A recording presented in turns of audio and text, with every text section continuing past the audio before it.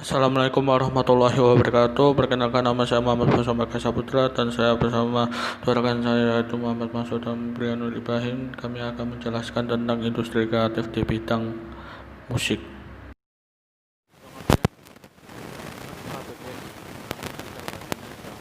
Merupakan ilmu atau seni menyusun nada atau suara dalam urutan, kombinasi, dan hubungan temporal untuk menghasilkan komposisi atau suara yang mempunyai kesatuan dan kesinambungan.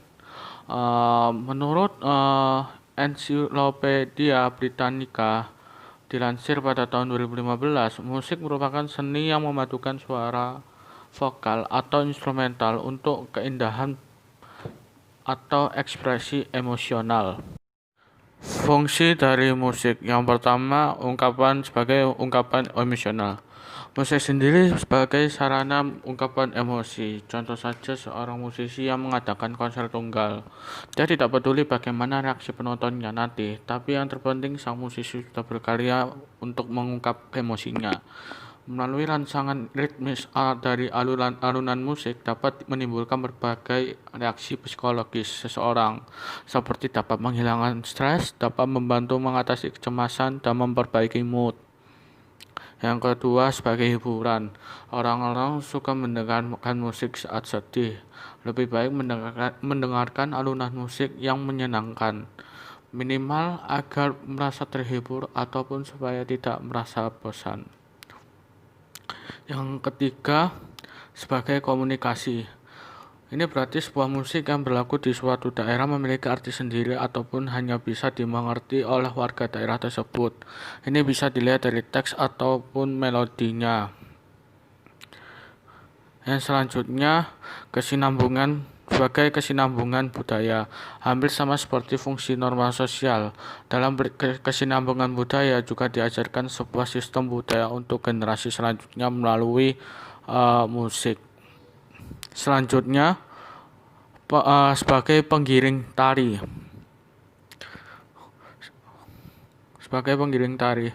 Musik seringkali digunakan sebagai penggiring tari, entah tari tradisional, modern, atau lainnya. Akan terasa nikmat juga dengan diiringi musik, karena dalam tari sendiri terdapat irama sebagai unsur yang sangat penting dalam acara tari. Yang terakhir, sebagai promosi dagang. Musik juga dipergunakan dalam mempromosikan barang agar dikenal banyak orang. Beberapa iklan di televisi juga membuat konsep seperti ini untuk menarik pelanggan. Selanjutnya, tujuan musik. Yang pertama, tujuan magis. Musik pada tujuan ini dianggap properti yang mampu memperkuat suasana magis dalam ritual-ritual tertentu. Yang kedua, tujuan religius. Musik dapat diciptakan sebagai pengakuan akan keagungan Tuhan, sebagai sarana mendekatkan diri dengan Tuhan.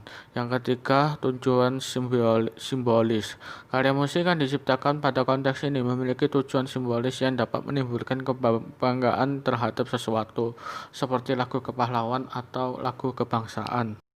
Selanjutnya, tujuan komersial. Di sini sudah jelas musik dijadikan barang yang dapat membuahkan penghasilan bagi senimannya atau sebagai komersil. Selanjutnya, tujuan kreatif. Tujuan penciptaan musik semata-mata hanya untuk kepuasan diri sendiri dan bersifat eksperimental. Yang terakhir, tujuan rekreatif, yaitu musik diciptakan untuk sebagai hiburan semata bagi pendengarnya. Sejarah musik. Sejak abad kedua dan abad ketiga sebelum Masehi, di Tiongkok dan Mesir ada musik yang mempunyai bentuk tertentu dengan mendapat pengaruh dari Mesir dan Babylon. Berkembanglah musik Ibrani yang di kemudian hari berkembang menjadi sebuah musik gereja. Musik itu tersebar di seluruh Eropa, kemudian tumbuh berkembang, dan musik instrumental maju dengan pesat. Setelah ada perbaikan pada alat-alat musik, misalnya biola dan cello, kemudian timbullah alat musik orgel. Komponis besar muncul di Jerman, Prancis, Italia, dan Rusia. Dalam abad ke-19, rasa kebanggaan mulai bangun dan berkembang. Oleh karena itu, perkembangan musik pecah menurut kebangsaan masing-masing. Meskipun pada permulaannya sama-sama bergaya romantik, mulai abad ke-20 Prancis menjadi pelopor dengan musik impresionistis yang segera diganti dengan musik ekspresionistis. Selanjutnya, perkembangan musik dunia. Yang pertama, zaman abad pertengahan.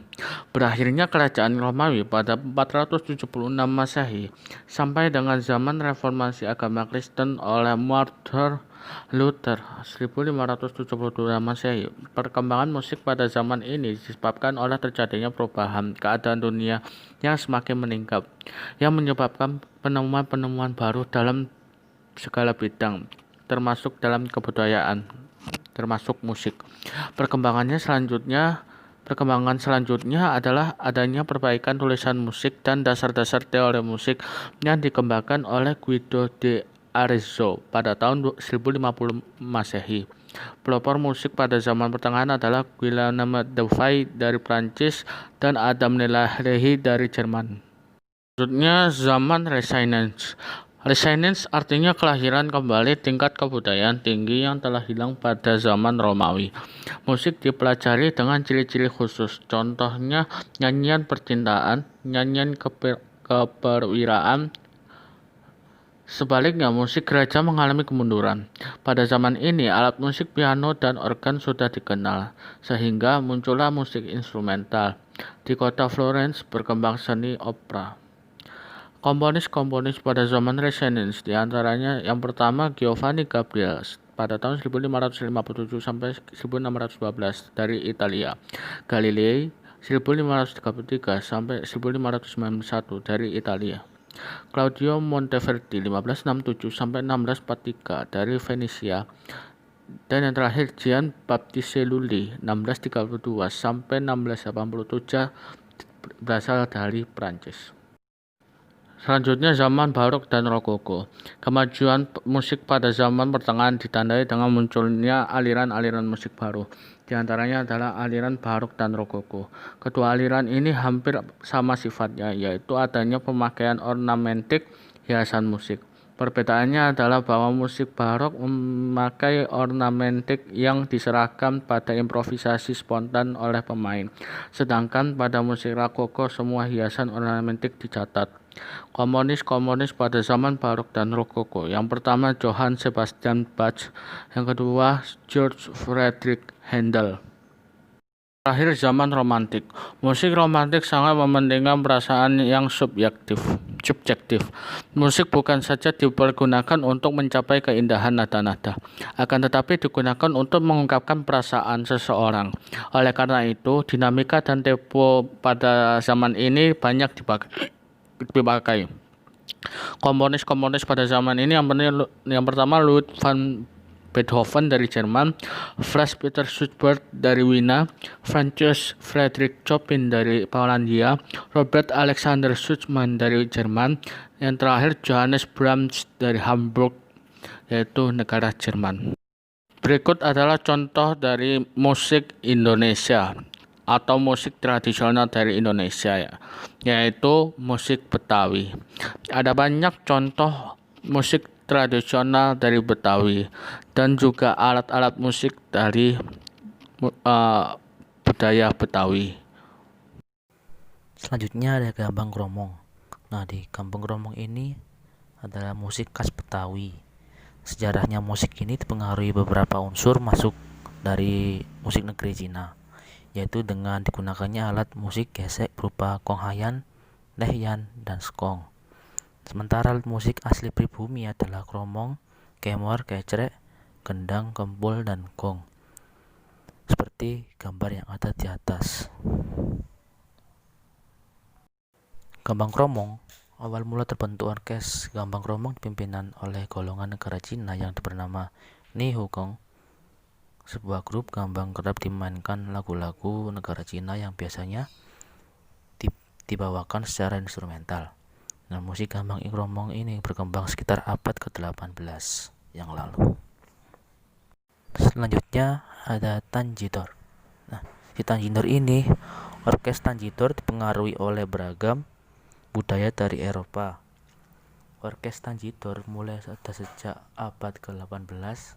Konon salah seorang gubernur jenderal Belanda, yaitu Vaklenir, menggabungkan rombongan 15 orang pemain alat musik tiup Belanda dengan pemain gamelan, basuling Cina, dan penabuh tambur Turki untuk memeriahkan pesta tersebut. Kontribusi musik terhadap PDB. Mengutip data statistik ekonomi kreatif mengungkapkan pertumbuhan PDB pada subsektor musik pada tahun 2017 sebesar 8% dan berkontribusi terhadap PDB ekonomi kreatif sebesar 4,89 triliun rupiah. Untuk mengoptimalkan kontribusi musik dalam perekonomian nasional, Bekraf menggandeng sejumlah perguruan tinggi. Ide bisnis industri musik yaitu bermain musik secara live, yaitu orang-orang suka mendengar musik live dan musisi suka memainkannya. Nah, hal itu adalah pasangan yang sempurna untuk pencipta dan konsumen. Nah, gigging adalah salah satu bagian paling menguntungkan dari industri musik, dengan perkiraan bahwa industri musik live akan bernilai 31 miliar dolar di seluruh dunia pada tahun 2022. Kemungkinan akan menghasilkan uang dari tiket yang dijual online, dibeli di pintu, atau presentasi penjualannya yang disepakati dari pemilik promotor atau venue.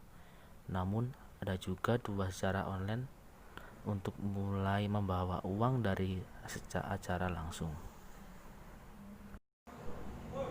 Selanjutnya dari ide bisnis industri musik yaitu royalti langsung.